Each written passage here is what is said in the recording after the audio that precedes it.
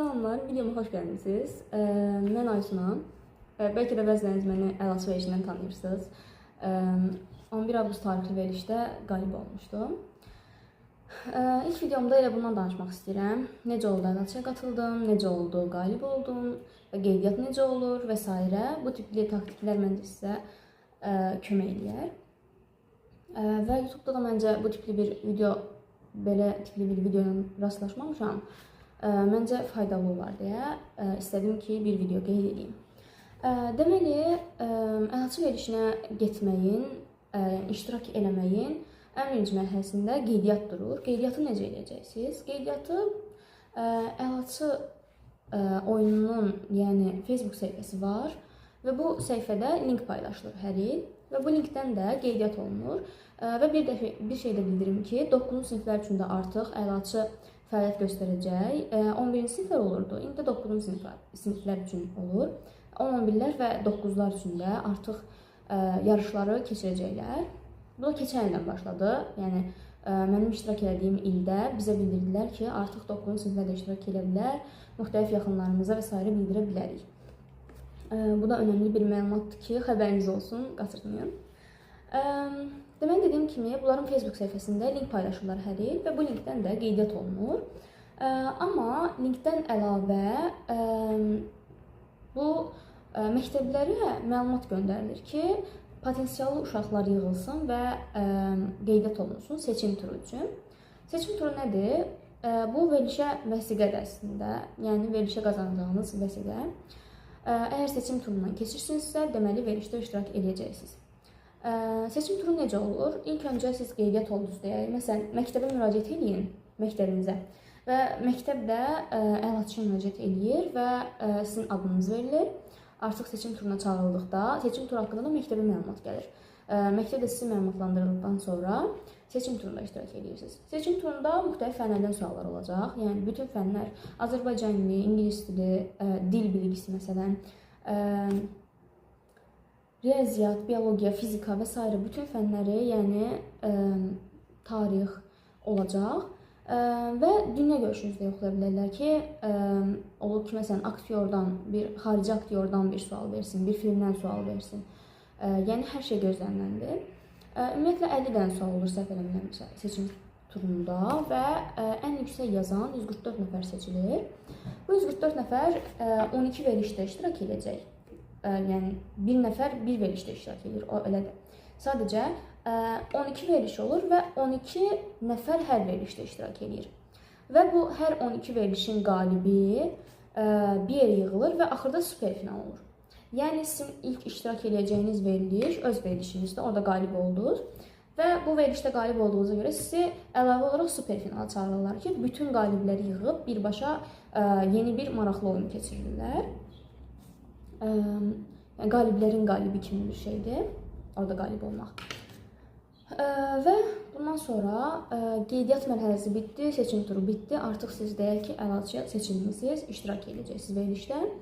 İştirak mərhələsi necə olacaq? Sizə bir neçə gün əvvəl məlumat gələcək ki, siz seçildiniz və artıq iştirak edə bilərsiniz. Yəni, bugün də, bu saatda sizi çağırırıq, iştirak edin. Adətən, bizi əslində səhər tezdən çağırmışdılar, yadımdadır.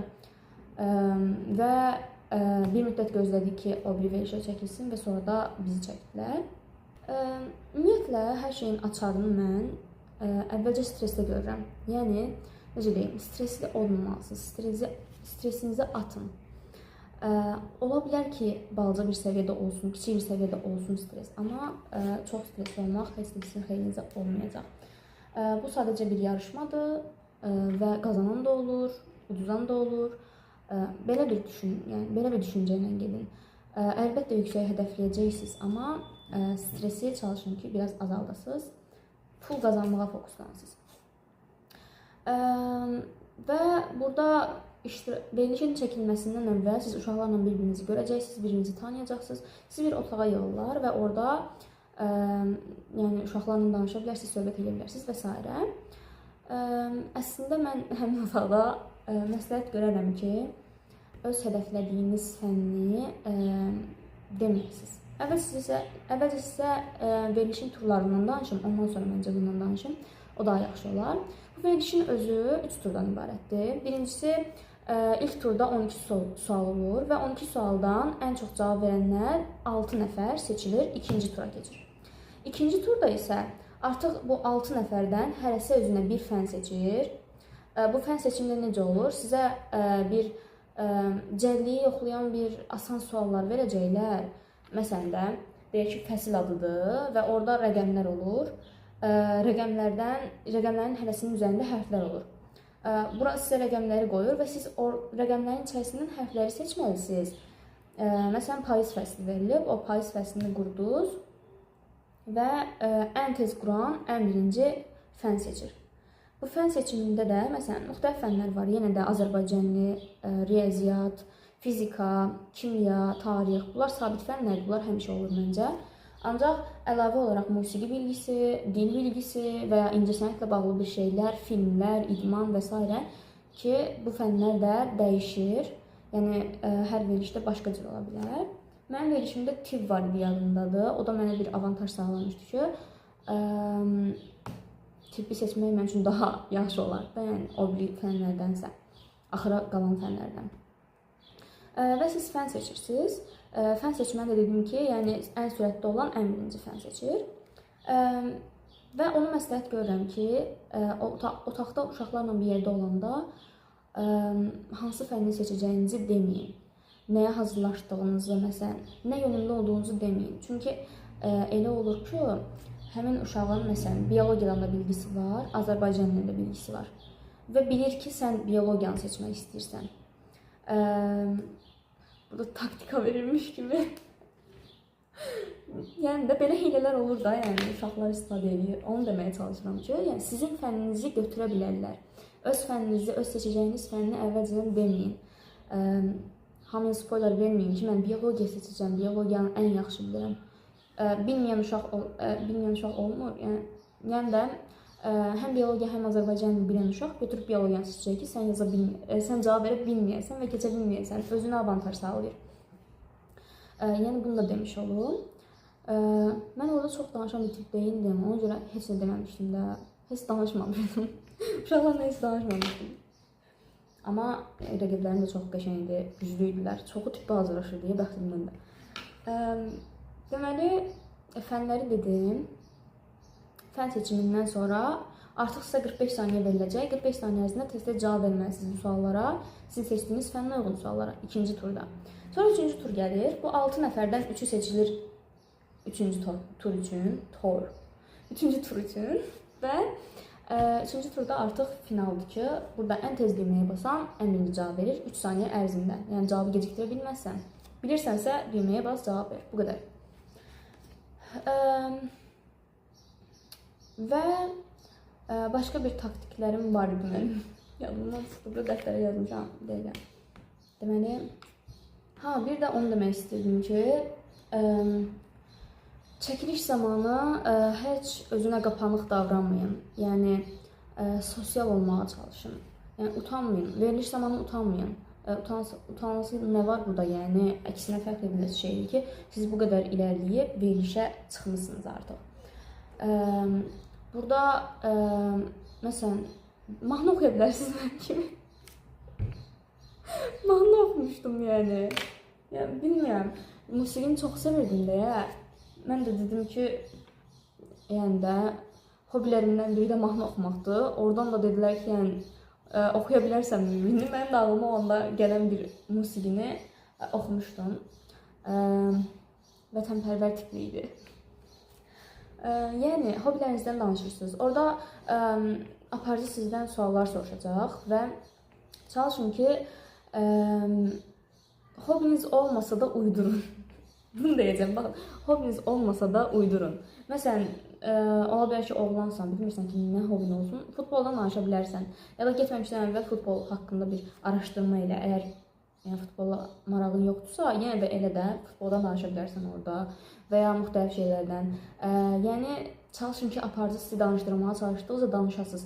Orada bir müddət olur ki, aparıcı sizi öyrənməyə çalışır, sizdən sual verməyə çalışır. Çalışın ki, ona cavab verə biləsiniz də. Çox da belə susqun bir şəkildə durmayın. Həmin uşaqdan, yəni, Elə bir tip olmayın da yəni. Belə deyəcəm, elə bir tip olmayın. Ay, normalda mən çox sosial biri deyiləm, amma orada artıq bütün sosiallığımı işə salmışdım ki, mahnı da oxumuşdum hətta. Bir bəziləri deyir ki, veriş qurğudur filandır. Yəni heç də qurğu deyil. Heç kim orada əvvəlcədən siz üçün qalib seçmir. Ya da nə cürsə hansısa yollarla hə bunu seçiblər, bu qalib olacaq filan. Elə bir şey yoxdur. Ən çox bilən qazanır. Ən çox bilən və ən sürətli olan qazanır. Yəni burada sürət məsələsində işə qatın, çalışın ki, cəld olasınız. Demək sizə orada time breaklərdən və sürət tələb edən şeylərdən danışım sizə biraz. Sizin qabağınızda orada görürsünüz ki, yəni necə deyim, sütunlar olur, orada qaldığınız və onun üzərində ekran olur. Bu ekranın üzərində hərflər və rəqəmlər var. Sizdən final turunda, artıq 3-cü turda da, yəni 3-cü turda deyəcək ki, ən tez cavab vermək üçün rəqəmlərdən birinə basırsınız. Sizə orada təlimat verəcəyəm. Mən burada bu təlimatı niyə verirəm, onu da bilmirəm. Amma sizi tanış eləmək üçün edirəm də. Çünki artıq adam oraya ilk dəfə gələndə stresli olur, bilmirsən ki, necə olacaq, nə var orada, nə cürdə hər şey. Ona görə danışmağa çalışıram ki, yəni stres də azalsın.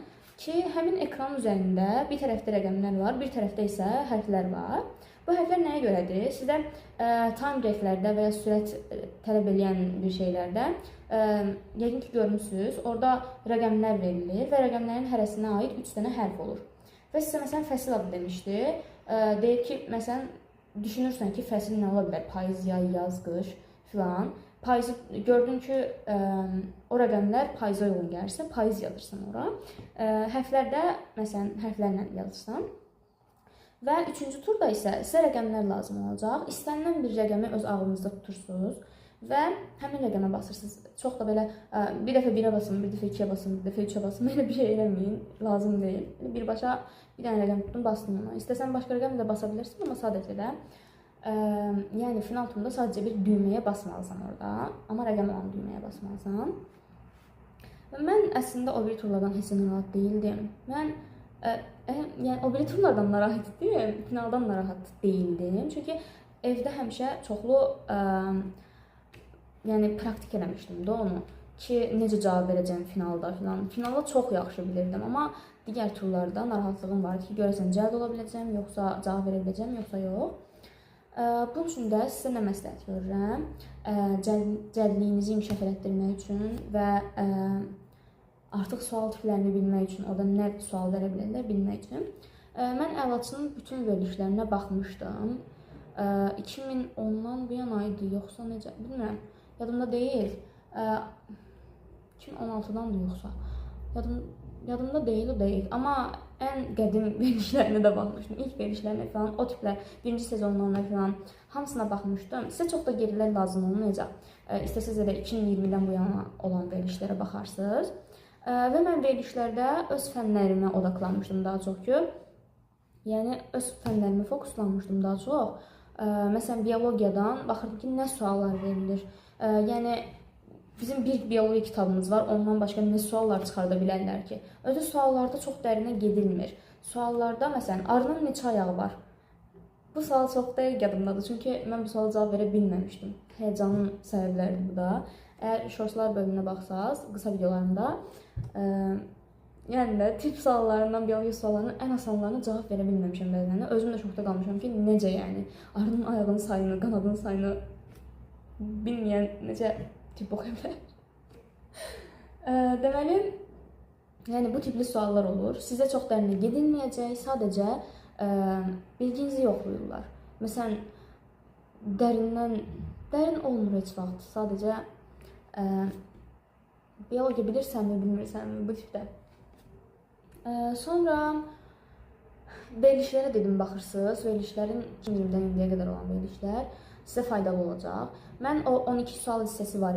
12 sual hissəsindəki bütün verilişlərə baxıb, onlardan məsələn şəkil kəsitləri verirlər. Deyirlər ki, bu şəkil hansı filmdəndir və bu aktyor kimdir, bu müğənni kimdir. Onların hamısını bir dəftər tutmuşdum, yazmışdım hətta. Heç o qədər də dərinə getməyinizə ehtiyac yoxdur. Sadəcə baxıb öyrənsəz yaxşı olar. Ayrıca bir dəftərim var idi, yadımdadır. Artıq 2 gün qalmışdı verilişə. Mən onlara yazırdım və öyrənirdim. Yine ki öğrenci kimi. Neyse. Yəni çox istəyirdim qazanmağı. Yəni qazanmaq istəyirsinizsə hər şey eləyərsiniz. Və deməli dediyim kimi verilişlərə baxmaq sizi çox inkişaf etdirəcək. Siz orada aparıcı sual verə-verə artıq ekran qarşısında cavab verməyə çalışırsınız. Tez-tez cavab verməyə çalışırsınız. Bu sizi çox inkişaf etdirəcək. Başqa taktiklərim varmı? Əsas dediyim odur ki, stressdən uzaq olun. Həyəcanlanmayın. Mən final axırıncı turda o qədər həyəcanlıydım ki, yəni də onu dilə gətirə bilmərəm də nə tipdə olurdu. O çox gözəl bir hisdi amma. Bu qədər. Məncə bu qədər. Məndə əslində əlaçının sualları olmalıydı, seçim turunun sualları. Amma bilmirəm, o şəkli silmişəmmi yoxsa yox. Amma var idi. Onu tapsam əgər post edəcəm YouTube kanalında. Başqa deyəcəyim şey varmı? Yoxdur məncə. Sağ olun, gələn videolarda görüşənədək.